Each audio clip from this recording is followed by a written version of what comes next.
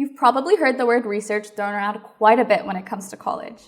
If the word brings to mind someone in a lab coat holding a pipette or an Erlenmeyer flask, this can be pretty daunting, especially when you hear people talking about doing research while still in high school. But don't worry, we're here to dispel the rumors. We've done the research and we'll only give you the facts. Hi everyone, my name is Shravya and welcome back to CollegeVine.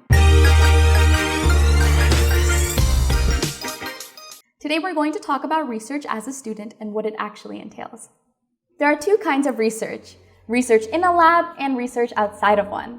The first is what we described earlier. Think people in white coats testing whether TV rots your brain. The other kind, though, can be just about anything. You can do medical research outside a lab, but also computer science, political science, history, psychology, or even music. You could do research on your favorite historical period, for example, or the effects of a specific government policy. For these subjects, research will be a lot like writing a very long paper for class. You'll have to gather a lot of facts or sources and then come up with an interesting long-form argument or thesis about what all the information you've collected means for your academic field. If you're thinking about lab research, it'll be somewhat similar, but more like writing an extra long lab report after a lot of in-lab research. The trick is to choose a topic that's fairly new.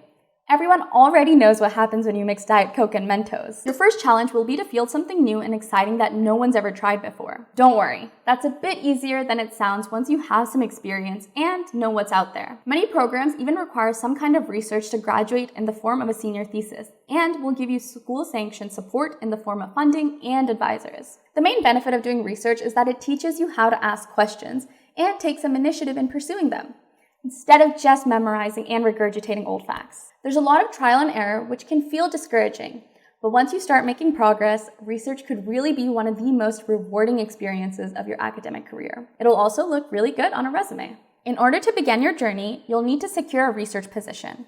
You'll have to look for opportunities on campus and maybe ask professors if they'll let you help out on what they're working on. There will also be classes and programs dedicated to helping students conduct research projects, but you'll still want your professor's help in finding those programs and getting in. In high school, finding research opportunities will be a lot trickier. Most positions require at least an undergrad level background, and you probably won't have the expertise to do a full research project on your own. But that's okay. You're still in high school. Research isn't a requirement for getting into college, even if you're shooting for the Ivy Leagues. If you want to try your hand at research in high school, your best bet will be looking for a dedicated program like AP Research and Capstone.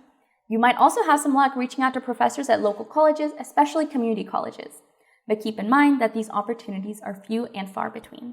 The last step of research is presenting your work. This usually involves submitting your research to an academic conference or journal. It'll be a lot easier to get published if you work with a professor. They have the connections and know-how to get something like that approved. If you want to present your work in high school, you should look for a program that caters to high school students, like a science fair or the National High School Journal of Science. Once again, it's not necessary, but if you do complete a successful research project or even just work with a professor on theirs, it'll look very good on your college applications. And that's it. Research is just a broad term for academic projects where you take on the initiative in answering a question that interests you. It's more of a thing in college, but can be fun and fulfilling to try your hand at as a high schooler. We hope this video has given you a better sense of the term and some idea of whether it's right for you. If you want to see your personal chances of getting into colleges, research experience or not, be sure to check out our chancing engine at collegevine.com. All you have to do is make a free account, and you'll also be able to access our free live streams, blog posts, and more for all of your admissions-related needs. Be sure to like and subscribe to keep up to date on all of our upcoming content. Best of luck, and see you next time.